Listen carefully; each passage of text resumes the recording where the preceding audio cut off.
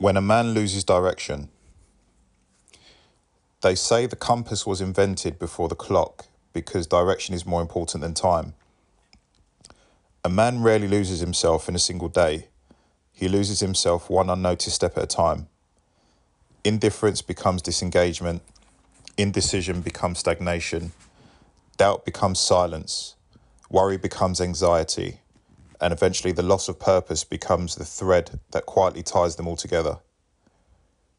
Regardless of age, occupation, or social class, almost every man will experience a season where he questions whether he's on the right path.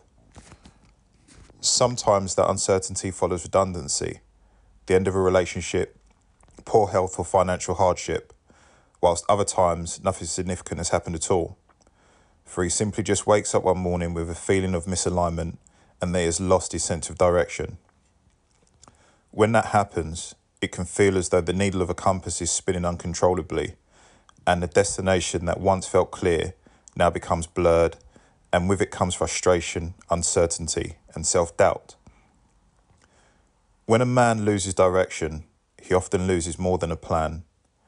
He begins to lose his identity, and if he no longer knows who he is or what role he is fulfilling, he can begin questioning his value altogether. He may become quieter, irritable, argue more with those closest to him, or withdraw from relationships altogether, just to be in his own thoughts and feelings. His confidence begins to erode, and he may start to question his own decisions, which in turn can lead to procrastination, where no action is taken for something which could potentially move him forward. From the outside, it may appear as though he's become lazy, angry, or unmotivated, when often, when you look at the signs, he may simply just be lost. There's a weight of expectation. For generations, society has largely measured a man's value by his ability to provide. Whilst attitudes have evolved in many ways, that expectation has never completely disappeared. Pop culture has reflected this for decades. Gwen Guthrie in 1986 famously sang the song "Ain't Nothing Going On But the Rent" with the line, "You got to have a J.O.B. if you want to be with me." Years later, in 1999, TLC's No Scrubs echoed similar expectations of men contributing financially to the relationship. These songs became successful because they reflected beliefs that already existed within society, where today for men that pressure has intensified. According to the Centre of Social Justice, taken from the Lost Boys report in 2025, there were approximately 550,000 16 to 24-year-old men who were not in employment, education, or formal training, NEETs. Behind every statistic is a different story. Some lack opportunity, some lack guidance, some lack confidence, some simply have not yet discovered where their strengths lie. However, being uncertain about your future is not evidence that you have failed. It's often that your journey may just be beginning and that you need to plot your path and set sail in that direction. It doesn't matter what age the man. He'll compare himself with entrepreneurs earning millions online, professional athletes, celebrities, and social media influence, all available instantly through a device in his pocket. Every day he is told that if he's not earning six figures, running multiple businesses, or retiring at 30, he is somehow falling behind. Comparison has always existed. It's just that social media and the information we can access instantly has been placed in our pockets and is available 24 hours a day. The problem is not ambition. Ambition is healthy. The problem is believing that someone else's highlight reel has become the standard by which your own life should be measured. In a generation of instant results, the truth is that success can take longer than we think. One of the greatest misconceptions facing young men is the belief that they should have everything figured out by their early 20s. In reality, many men do not truly find their stride until much later. The truth is that confidence and resilience is unfortunately built through rejection, mistakes, responsibility, hardship, and perseverance. The man that you admire at 40 is often standing on 20 years of failures and painful experiences that nobody else saw. Modern society celebrates speed. Money can be made quickly, but character, wisdom, and lasting success are usually built slowly. We're encouraged to move faster, achieve earlier, and constantly compare ourselves with others.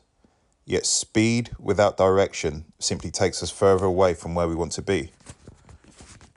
Many men spend years climbing a ladder only to find and discover it was leaning against the wrong wall.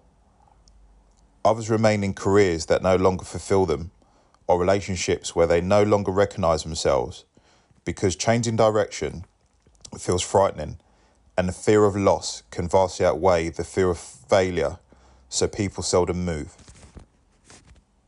Changing direction isn't failure. Sometimes it's growth. The older you get, the less time you have to take a few steps back to reset, but you have time. It may be a little time, but you can always use your vast experience to plan and shape how you want to move forward. An important factor is that your environment shapes your future. The people around us influence how we think about ourselves, be it family, friends, colleagues, the media, and information we consume, as they shape the conversations we have and hear every day. Over time, these conversations become the beliefs we carry about what is possible.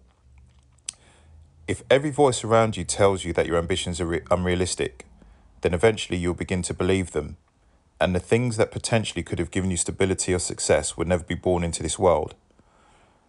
There is an old fable about an eagle raised among chickens, who grows up believing it can only fly a few feet because that's all it's ever seen. One day it watches another eagle soaring above the mountains, but is told by the other chickens, "That's an eagle, we can never do that." The young eagle, thinking he's a chicken as well, believes them, never realising what it was ever capable of. Our self-concept is simply the story we repeatedly tell about ourselves, about who we are. In the book The Inner Game of Tennis by Timothy W. Galway, the self-concept is split into self-1 and self-2. Self-1, the conscious mind, is shaped by your environment, which includes family, friends, media, schools, peer group. Self-2, the subconscious mind. The subconscious is more powerful than people realise, for it listens to everything and forgets nothing. Before your outwardly circumstances change, your mindset often has to be the thing that changes first.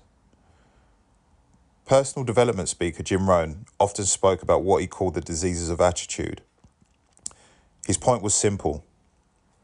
People really rarely drift off course because of one catastrophic event.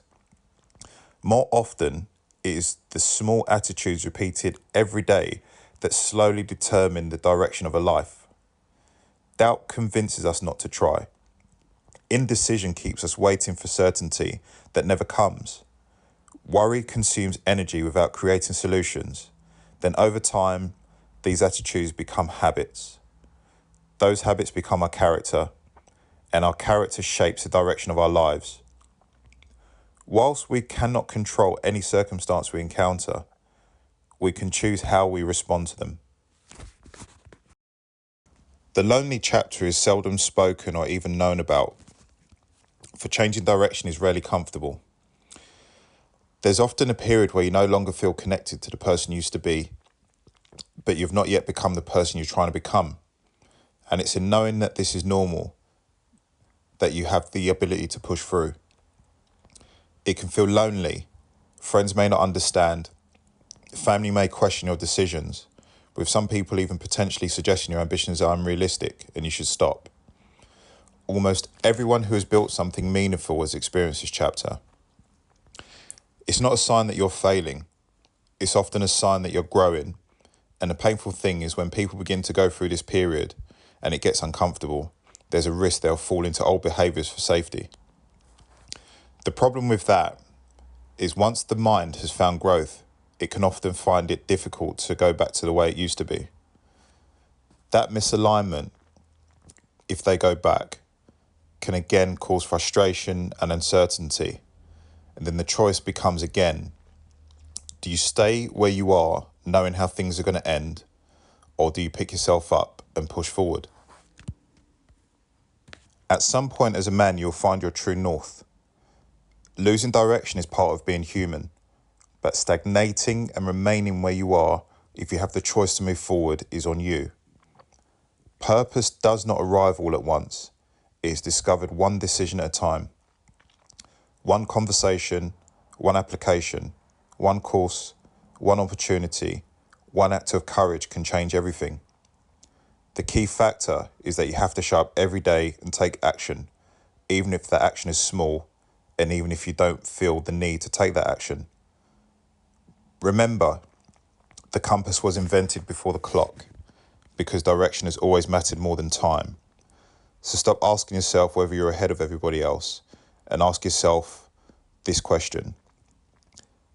Am I on my path, and is it moving me towards the man I want to become? And just remember, the direction you choose today will quietly become the man you are going to be tomorrow.